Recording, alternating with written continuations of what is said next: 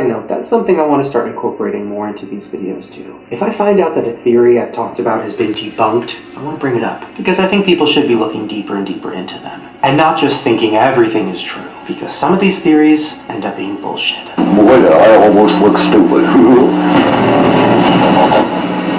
I know what you're thinking. Shane, how are there conspiracy theories about wildfires? I had the same question, and then I fell down the hole on the internet, and oh my god. So as you already know, there have been so many fires spreading through California the last few months. And some of the footage is insane. Right off the freeway, an entire mountain filled with flames. Celebrities' houses getting evacuated. Thank God for this event this morning, because I got up at 5:30 and everyone came to the house and they're like, we need to leave. And the fires are incredibly spread out, but some of the footage of the aftermath had a lot of people confused. So the recent California fires are very strange and suspect. In drone footage of the aftermath, we see houses completely obliterated and turned to ash, while the surrounding landscapes and trees are totally fine.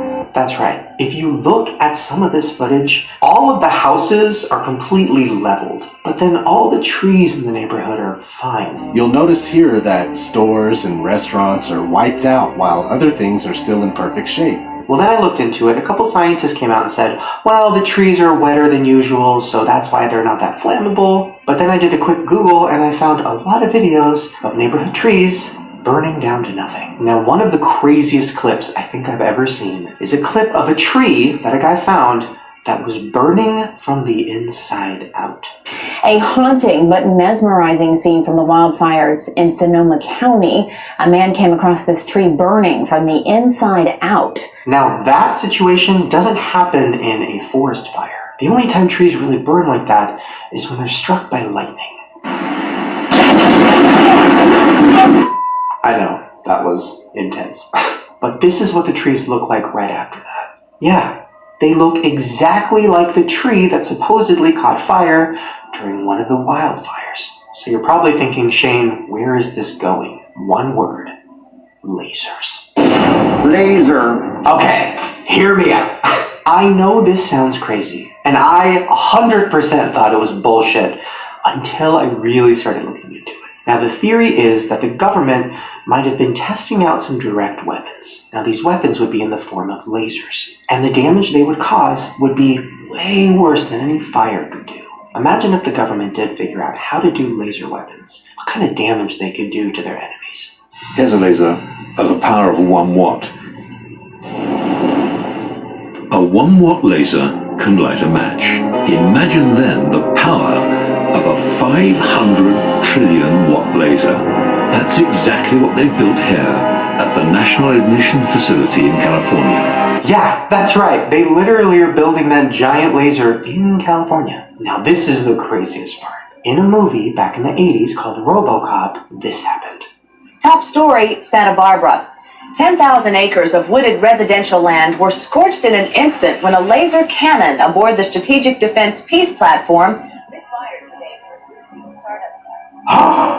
Literally, laser weapons hit the same exact locations that the California wildfires are. And here's the thing that's even crazier. When a fire burns down a house, it still leaves some of the house. Yeah, it's black and yeah, it's all fucked up, but there's a little bit of structure still there. But when you look at the aftermath of these California wildfires, there is nothing. Not just houses have been leveled down to the ground, but even cars. Glass and metal have been melted. So how could glass and metal in these cars be melted? How could these houses be leveled down to nothing? Lasers. Now, remember earlier when I showed you that clip of the tree that was burning from the inside out? Now, supposedly that happened from the wildfires, but it looked more like it happened from getting struck by lightning. And what did that clip look like?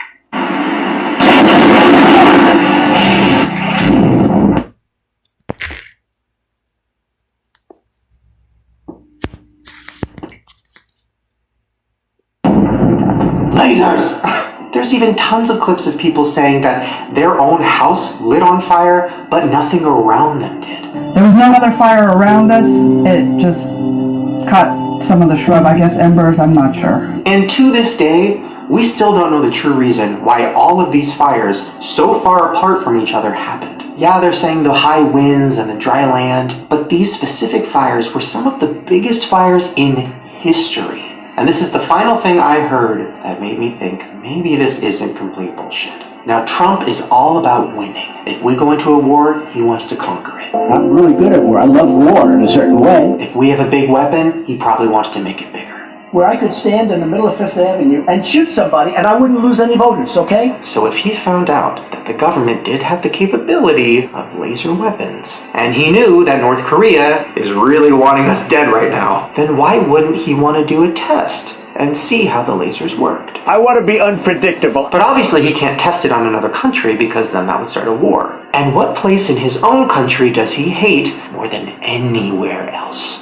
Los Angeles. Some celebs are just not a fan of the Donald. He despises the people in Hollywood. He despises celebrities because they all talk shit about him. He loves tweeting about KFC and beautiful chocolate cake and put them all together and this is what you get.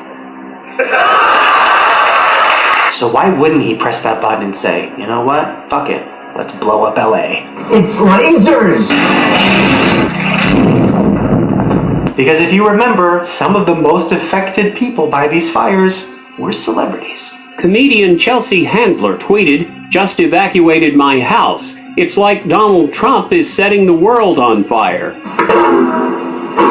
So not only did Trump get to test out these laser weapons, but he got to get some revenge on some of his Hollywood enemies. I'm about to rock this place down. Now listen, I know that all sounds very crazy, but let's not forget about life imitating art. 10,000 acres of wooded residential land were scorched in an instant when a laser cannon misfired today during routine startup tests. So there has been some pretty dark rumors about some people in charge over at Nickelodeon for a while. And recently, a thread on Twitter started to go viral. Now, besides the fact that there are some pretty sexual and creepy images in some of these Nickelodeon shows...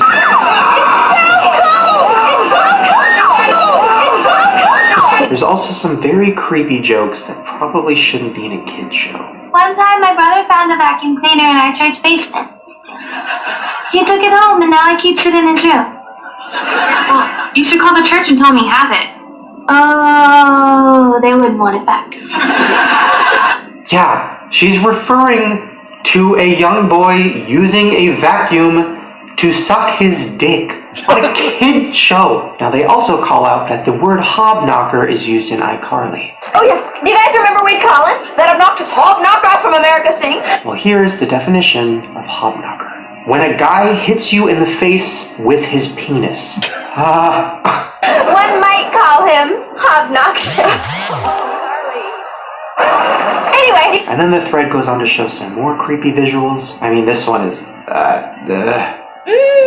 I'm thirsty. What the?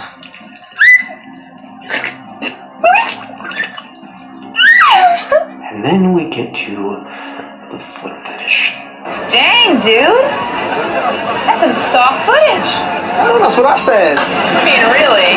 Let's be serious here. That's a nice foot. Right? I know. Now, if you're a fan of some of these shows, you might remember that there's a lot of feet involved. In iCarly, you see one of the characters getting her foot rubbed. In Victorious, you see Ariana Grande literally trying to suck her own toes. And there's so many creepy foot moments in these shows. I mean, going to squirt ketchup on them. Miranda Cosgrove staring at them. Two young girls putting their feet up to the camera. There's even a behind-the-scenes picture of Ariana standing next to a foot, pointing at it. And then on the official Sam and Cat Twitter, it said this: Sam and Cat tomorrow, right on the bottom of your foot, take a pic and use hashtag Sam and Cat Saturday.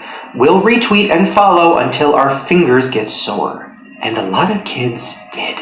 All of these children wrote on their feet, took pictures of them, and posted them on Twitter. And then, of course, there's other moments in the show that look even more graphic. And then this. Come on! Give up the juice!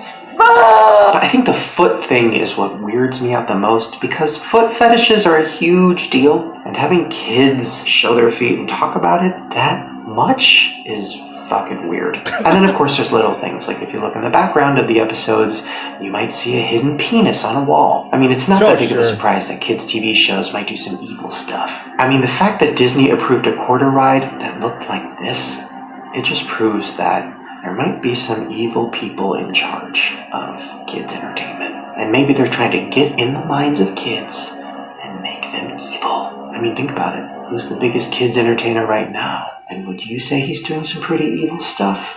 We found a dead body.